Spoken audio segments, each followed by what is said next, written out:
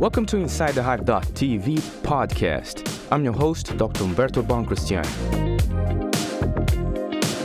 In this podcast, we talk about the teachings of the most successful society in natural history, the honeybees. It doesn't matter if you're a beginner, an advanced beekeeper, or just curious about honeybees. Here, you'll find great conversations to educate and entertain yourself about this wonderful insect. From honeybee biology to how to make money with honeybees, you won't miss anything here. In today's podcast, I want to talk about the career of a great friend of mine that accepted my invitation to build this podcast with me, Dr. Malcolm Sanford. And I hope you enjoy it. Dr. Sanford, welcome to the show. I'm so glad that you accept my invitation, and I think the people at home also will be very happy that you and I we're gonna build this podcast together. And in today's podcast, I want to focus the conversation about your career because you're a guy that have a lot of stories to talk about bees. Tell me a little bit about your career, a little overview. Okay. Well, basically, I got into beekeeping kind of by accident. I was at the University of Georgia, and I was in geography, Latin American geography. I've always been interested in Latin America, and I actually speak Spanish because I was in the Peace Corps, so I have a relationship with Latin America in that sense. And so in my master's thesis in geography, that's where I was a geographer, I went down to Yucatan Peninsula, and my idea at that time was to look at the fishing industry in Yucatan and kind of give an idea. My father, during the Second World War, he was a shrimp fisherman, so I was always been interested in that area. And when I got down there, I found out, there's not much information about fishing, but in Yucatan at that time, there was a huge beekeeping organization, industry. There were cooperatives. There was a guy by the name of R.B. Wilson who was exporting all kinds of honey into the United States. And so it was a really exciting time. And so at that point, I just completely switched from fishing to beekeeping. Wow. I didn't know much about it, but at that point, I switched because I had taken a course just before I left from Dietz at the University of Georgia on bees. So I knew a little bit about it to start with, and it just kind of fit what I did. So I did my thesis, my geographic thesis on the geography of the beekeeping in Yucatan at that moment. There was a lot of interesting stuff going on there. And so when I came back, it's been like what the hell did you do? You switched? I said, I switched. Not only did I switch that, I switched out of geography into entomology. So it's kind of a strange situation. The miracles the honeybee can do. Yeah, I think that's right. That's right. Yeah. Once they touch you, they just there is some. Yeah, that's right. That's fantastic. So I signed up with Dietz, became his lab technician. We did a lot of research together, and I graduated with a PhD in entomology with a specialty in honeybees, honeybee biology. And then Dietz left for a while. He left, and he left me in charge of being a professor at the University of Georgia. So I was a professor there for a while, and then I got an offer to be extension specialist in apiculture at the Ohio State University in Columbus, Ohio. So I left there and went. I was invited by a real neat guy, Walter Rothenbuehler, a very famous guy in bee genetics, and he and I got together. We did some projects and so on. About a year and a half when I was there at Ohio State, and all of a sudden I got a phone call from Florida. Wow! And I said, "Well, hey, would you be interested in coming down to Florida?" And well, I sure might be. It's Florida's closer to Latin America and other places where I was involved, and tropics and whatever. So I went down to Florida, and fortunately they hired me as extension specialist in beekeeping at the University of Florida. So I was there for 20 years as a specialist in that area, and now I've retired. Of course, been retired since then, but still doing bee stuff. And but basically what I really did during my career was become an international guy.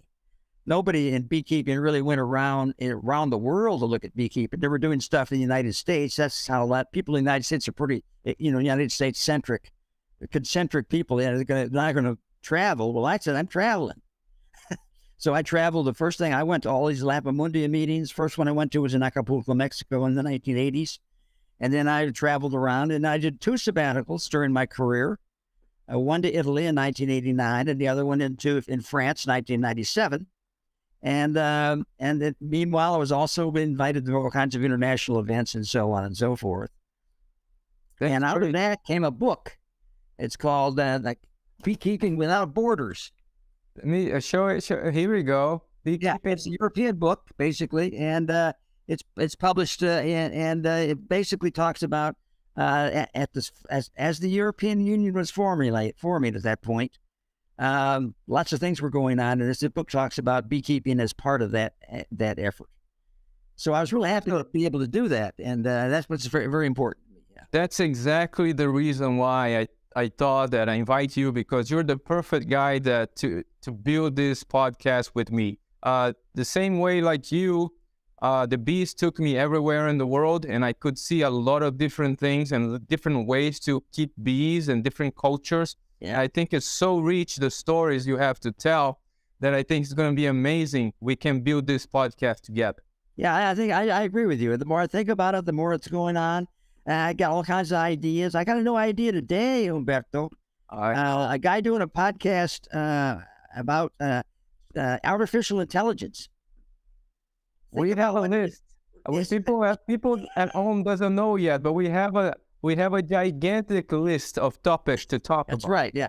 Right. But what's happened with this particular in the chatbot, which is artificial intelligence, you basically put about 4 or 5 words in there, and the chatbot comes and talks to you about all kinds of stuff. Yeah, we might be able to do that. I don't know. That's kind of interesting. I did a little test, and I think the artificial intelligence is not a very good beekeeper yet. So we're going to talk about. Well, yeah, right. Professor, after that, what other places in the world do you visit bees, and what's the different? What the place that was more different for you regarding beekeeping? Yeah, I'm not sure exactly, because again, it was all about the European honeybee. Yeah. If I'd have gone to, I was in Egypt for a while, and they did a little bit of interesting kind of a project there. It's all really about the European beekeeping. The interesting thing about Italy, of course, by Egypt, of course, is they don't have any European bees except the bees they brought out of Europe. So their native bee is a very small, very not a very defensive organism that they can hardly use. So they're using the European bee. They're using the European bee in Italy. In Egypt for their beekeeping. Yeah. So that's kind of what's also happening. The bee depends on what's going on. In the United States, when we talked about that video that we did some time back about the idea that in the United States, the settlers that went west were preceded by the honeybee, and in fact, the Aboriginal people called it, the white man's fly. Yeah, the white. And of course, when they realized that, you got a problem, because after the fly comes the white man, you better be ready. That's what happened there in that particular situation. So yeah. Professor, tell me about your website and your book, your beekeeping book. Okay. I was invited to by Story, Storey, Story Publications, to write an update to a bee book, a couple of bee books that they had online, and so that I was able to develop what's called Story's Guide. There it is here, Story's Guide to Keeping Honeybees, and it's fortunately it's a very good book. It's also I got a co-author who unfortunately is deceased. He was deceased before I even got this particular job to do this book, but I'm using his name because his ideas are part of it as well. And so Dick Bonney's his name, Richard Bonney. And so basically I've developed this book according to the story. They're a large beekeeping outfit not beekeeping, a large animal science outfit. They're looking at, chickens and ducks and whatever, and they're publishing books, and they're selling those to people who are interested in that. And of course, there's the bee book. They didn't have one, but they got one now. That's my book, published now in second edition, 2018. So I'm really happy about that. Yeah, I made a full video about your book, and people can watch in my channel. There is a free video dedicated to his book. I think it's very great. It's a great book for beginners, not only for beginners. It's a very interesting book. It's hard for me to define if it's for a beginner or there is all kind of things there. Advanced, beginning, everything combined. Well, that's beekeeping for you. You just never know exactly what's going to happen when you're doing things, And everything becomes a surprise, kind of thing. That's true. Yeah. But how about your website? I think your website is phenomenal. So much information there. How people can find it, and what is that about? Yeah, that's something I sort of. Since I wrote a newsletter for many, many years, I was able to take out of that newsletter various blocks of information, and I stuck it into the website, which is about modern management of beekeeping. Beekeeping is now different than it was when I started. I started in the 1980s, and beekeeping was, it was a very hands-off kind of activity. You could push bees out in your backyard somewhere. You never had to worry about them. You could go out and collect honey on occasion. That was it, But in the 80s, no. After the 80s, a lot of things happened in beekeeping, and now it is completely transformed. And we talked about that in that video that I did with you. And when was that? It's a couple of years ago. Yeah, we made for people at home that doesn't know what we're talking about, we made a video about the history of beekeeping. We give a little overview about historical aspect of beekeeping. I'm going to leave a link at everything that we're talking about here in the description of this video and the notes in the podcast. If you're just listening, you can go to your podcast and there is the notes there. You can find the links and information about everything we're talking about here. But yes, we had a video in my channel dedicated to historical aspects of beekeeping, and we talk a little bit about that. Yeah, I'm really excited about that video because it was completely non-rehearsed, came right out of nowhere. Oh yeah, really good. People have seen it, have loved it. Yeah, they love. That's what we are here. We have no scripts. Yeah, we have no script here. We are real. We're real, and we just spit it out whatever we. That's right. Professor, so we're gonna do it. So I wanna thank you and say officially now, welcome to the show. All right. Well, hey, I appreciate it so much. Yeah, I mean, I don't know anything about podcasts, but I'll learn. I like to learn stuff about it. We'll see. I like the idea of you and I together talking because I think we have a pretty good relationship with each other. Yes. And we have different generations of beekeepers, and you're from Brazil, and I've been to Brazil, and I mean, I think it's a nice partnership. It's going to be a great compliment. I think a very good podcast is in different episodes going to come from this, and we're going to have fun, right? Oh, I hope so, because that's the other thing. I won't be around very long. You got to be careful. Who knows what happens to me? I literally have colleagues that have died. Come on, in the last couple of years. So yeah, like what? The guys that I like here at Muscle out of California, I was in fact involved in perhaps going to have his job. He got that job instead of me in California.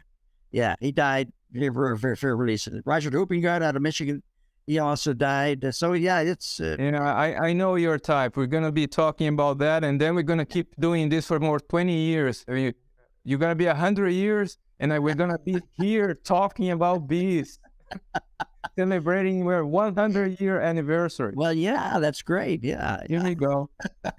Professor, one more time, thank you very much. I think it's going to be fun.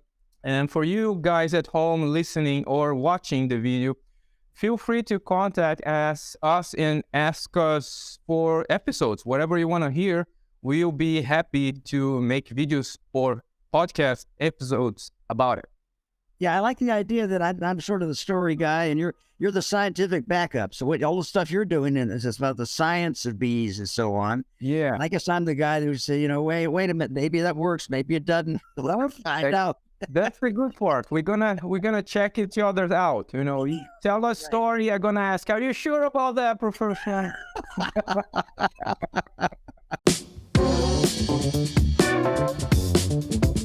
Inside the Hive.tv podcast is brought to you by our fans on Patreon. On Patreon, you can access all episodes before anybody else and exclusive content, like behind-the-scenes videos, live streams, and more. If you want to learn more about honeybees and help me to make more content about honeybees to everybody, please visit patreon.com/InsideTheHiveTV and join our community.